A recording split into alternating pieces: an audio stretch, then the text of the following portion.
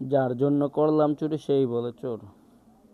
আসলে আমরা বাঙালি জাতি হিসাবে আসলে অকৃতজ্ঞ জাতি যে আজকে সংসদ সদস্যদের শপথ করানোর কথা, যারা এমপি হয়েছেন সারা বছর তো দেখছেন একসাথে সকলকেই শপথ করাতে।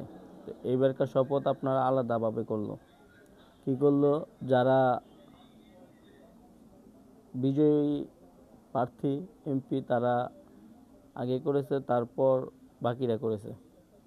আসলে এইটাই পার্থক্য, বৈষম্য দেখেন, নতুন বৈষম্য সৃষ্টি। যে জুলাই অভ্যুত্থান না হলে লন্ডন থেকে আমাদের নতুন প্রধানমন্ত্রী আসতে পারতো না দেশে, সেই জুলাই অভ্যুত্থানকে আপনারা স্বীকৃতি দিলেন না, গণ অভ্যুত্থানকে স্বীকৃতি দিলেন না।